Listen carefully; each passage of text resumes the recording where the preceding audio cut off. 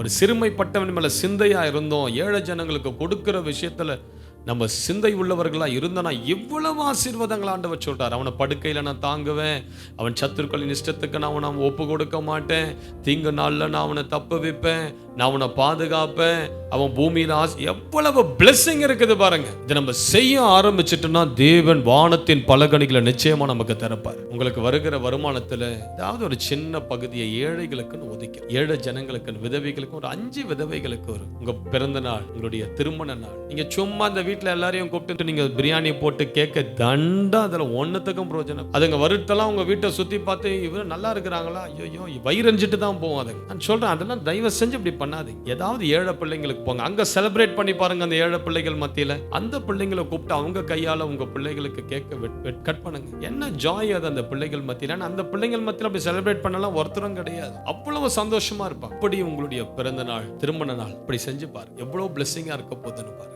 இந்த ஒரு காரியத்தை நீங்க செஞ்சு பாருங்க, இது கர்த்தருடைய கவனத்தை ஈர்க்கும். குடும்பத்தை தேவன் ஆசீர்வதிப்பார், உங்களை பாதுகாப்பார். உங்கள் சத்துருக்கள் அவர்கள் இஷ்டத்துக்கு செய்ய உங்களை விட மாட்டார். எல்லா பில்லி சூனிய மந்திரம்லாம் அதுல உடைஞ்சிருங்க. அதுதாங்க அந்த வசனம் சொல்லுது, சத்துருவின் இஷ்டத்துக்கு நான் அவங்களை ஒப்பு கொடுக்க மாட்டேன். யாரெல்லாம் உங்களுக்கு விரோதமா உட்காந்து மந்திரம் எல்லாம் செய்யறாங்களோ, மந்திரம் செய்யணும்னு ஆரம்பிச்சுட்டாங்கன்னா ஒரு 10 புடவை வாங்கு, 10 பிரியாணி பொட்டலம் வாங்கு, மடன் ரோட்டுக்கு நடந்து போ, இயேசுவை பத்தி சொல்லு, கொடுத்துட்டு வீட்டுக்கு வா, அந்த செய்வனெல்லாம் தவிடு பொடியா உடைஞ்சிருக்கு. கொர்நேலியு இவன் பாருங்க, இந்த 2 காரியங்கள் தேவனுடைய கவனத்தை இவனுக்கு நேராக ஈர்த்தது. தேவ தூதன் வந்து சொல்றாரு, கொர்நேலியுவே உன்கிட்ட இன்னும் நான் நிறைய பேசணும். பேதுருன்ற ஒருத்தர் இருக்கிறான், நீ அவன் ஆலமிச்சு உடனே கூட்டிட்டு வீட்டுக்கு வா. உடனே இந்த தரிசனம் எல்லாம் முடிஞ்ச பிறகு கொர்நேலியு ஆட்கள் அனுப்பி பேதுருவை வீட்டுக்கு கூட்டிக் கொண்டு வரார். பேதுரு வீட்டுக்குள்ள வந்த உடனே கொர்நேலியு தன் கண்ட தரிசனம் எல்லாத்தையும் சொல்றார். இந்த மாதிரி நான் 3வது மணி நேரம் நான் ஜெபம் பண்ணி கொண்டிருந்த தேவ தூதன் இறங்கி வந்தார், பிரத்யட்சமான அவரை நான் சந்தித்தேன், இந்த மாதிரி எல்லாம் சொன்னார், என் ஜெபங்களும் தான தர்மங்களும் கேட்கப்பட்டதுன்னு சொன்னாரு. இந்த மாதிரி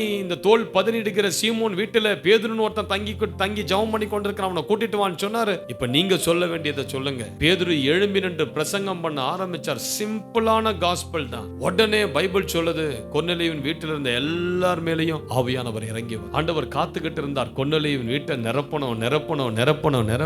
எல்லார் பிள்ளைகள் மேல ஆவியானவர் இறங்கி வந்தார். ஒரு மனிதனுடைய வாழ்க்கை, ஒரு மனிதனுடைய ஜெபங்களும் தான தர்மங்களும் தேவனுக்கு முன்பதாக அவன் வாழ்ந்த ஒரு வாழ்க்கை, அவன் முழு வீட்டார் மேலையும் ஒரு ரட்சிப்பையும் தேவனுடைய அளவில்லாத வல்லமையும் இறங்கி வர பண்ணது பாருங்க. நீங்க கர்த்தருக்குள்ள வைராக்கியமா இருக்கும் போது உங்கள் முழு குடும்பத்தினர் மேலையும் ஆவியானவர் இறங்கி வந்து அண்ணலோடு இறங்குவார். இந்த செத்த கிரியெல்லாம் தூக்கி போட்டுட்டு தேவனை அட்ராக்ட் பண்ணாத எல்லா வாழ்க்கையை விட்டுட்டு தேவனை கவர்ந்திருக்க கூடிய ஒரு கிறிஸ்தவ ஜீவியம் செய்வோம். தேவன் நம்மை ஆசீர்வதிப்பார்.